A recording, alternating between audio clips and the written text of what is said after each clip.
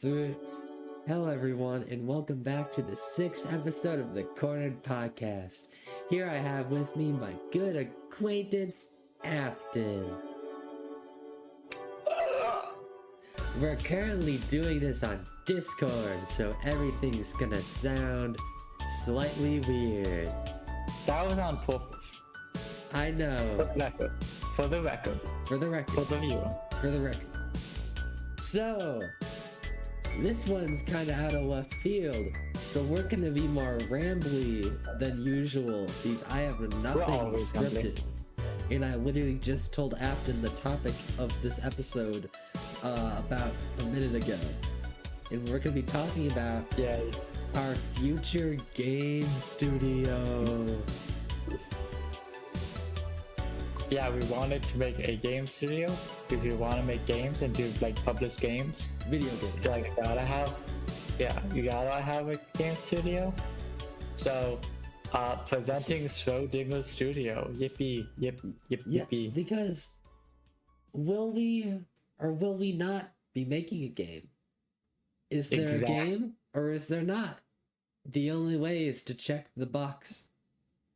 The only way is to like contact one of us to see. Yeah, the only way is to contact us. We won't know. And for the record, my phone number is okay. Anyways, let's talk about what our first big game is, because we're gonna make a small game first, but that's kind of on the down low. Process of being drafted. That's being drafted right now. Yeah, in progress. So the other one, which is way more thought out, is making cheddar. A clicker game. No. Yeah. Or idle game, whatever you want to call it, incremental game. Number go up. That's the game. Number go up, pretty much. But I'm putting a spin on it. We're putting a spin on it. Yes. It's story driven. Cutscenes? Fully voice acted, sort of. Semi. It kind of grew too big to do full voice acting. I thought it'd be funny if everything that you hovered over or everything that appeared on the screen would have a voice, but then the game got really big and we couldn't do that. That's not what I was thinking by fully voice acted. Ew. I meant it when I said fully voice acted. Okay, well, we're not doing that. Anyways, it does sound a bit funny, but no. But yeah, what do you want to know about it? So, the basics of the game. I'm not going to let you explain it, because if you explain it, it's just going to be number. What do you mean? I'm going to mostly explain this. No, so that we're focused. And you don't just start saying, and then the moon cheese multiplies your base cheese by 0.1 over the decimal. Oh, I haven't fully thought that out yet. I don't really have too much balancing in yet. Basically, you collect cheese by clicking. You upgrade to get with the cheese to get more cheese passively, and eventually you unlock new areas which let you access more different types of currencies, also known as cheeses. And Now, some are cheeses. It's just most things you get are cheese. But not everything. Not everything yet. Maybe someday. Yeah. No.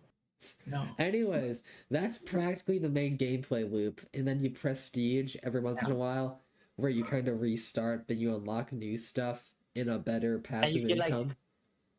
We'll give you like multiplier or something, exponent, make you produce more cheese faster. But also giving you new mechanics to work with and to keep engaged. But also what I think is really important that many idle games I don't like about is not that there's time walls necessarily, it's just that there's nothing to do. Yeah, so that's just a certain point there's not a lot. Yeah, so that's why we wanna make sure that it's engaging. So we're gonna have literal lore, like a full-on like forkboard. You can have fun reading the lore, drawing lines between the lore, coming up with theories, yada yada. But at the same time, I mean, this next part is for the 1.5 update, the realism update. We'll get to that later. but there will be even like mini games that you can play to pass the time that will also give you bonuses upon completion. And yeah, so basically we're trying to do a normal clicker game, but there's just a lot of quality of life and interesting stuff and some extra things to do to make it more engaging rather than a normal clicker game, I mean. And then us here at Schrodinger Studios have a design philosophy. When we make a game, we pack it tight with whatever we want, and then we return to it a year later with the deluxe mode or the version update where we add on a bajillion more stuff, 3 times more content.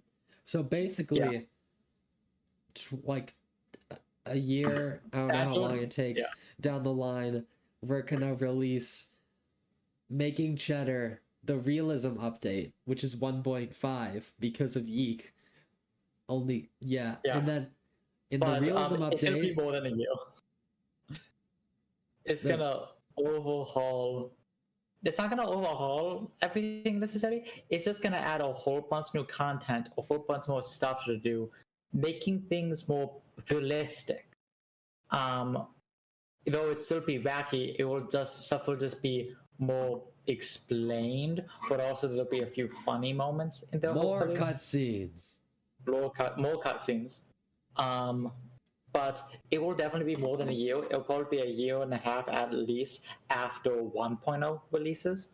But at the same time, as soon as when I get started back on working on it, as soon as I get the systems done, which won't take me too long, probably a month to implement. If I work on that frequently, then it will just be relatively easy to add the rest of the game. Then we'll just need to rate on, and because really a large part of making games is art and cutscenes, which will be some of the hardest parts, at least in my opinion. But also at the same time, I'm not doing that. Callan's doing that, so you have fun with that. Yeah, you can have fun art with doing and cutscene guy, and most likely audio guy as well for the cutscene. Yeah. But also, the release date, of course, all depends on how complex and long my school gets, because I'm going to be starting to get into a few of my hard classes out of the way. So we'll see how it goes. But the game we're going to try and make right now, because we have realized that scope creep has pretty much just came in, punched every single game we've ever thought of making and started making. Which is why the realism update exists. And so, when this is why that even the 1.0 is too big, so we're going to make a small game first to also get our studio out there, or name out there, or brand, because quality. Brand influencers. The Schrodinger Studios charm. Yeah. And then Callan will be the account manager, the social media person. PR. Most likely, I'll also be doing trailers. Yes, and Snapshot Saturday maybe, or something. Okay, well, that's basically all. That's basically all the time we have. So, basically, Schrodinger Studios is the best thing ever to happen, which I can say because the game hasn't released yet. No games have released yet, so no one knows if they're the magnum opus of humanity, or if they're terrible. It's almost like Schrodinger. You won't know until it releases. Afton, for today's closing remark,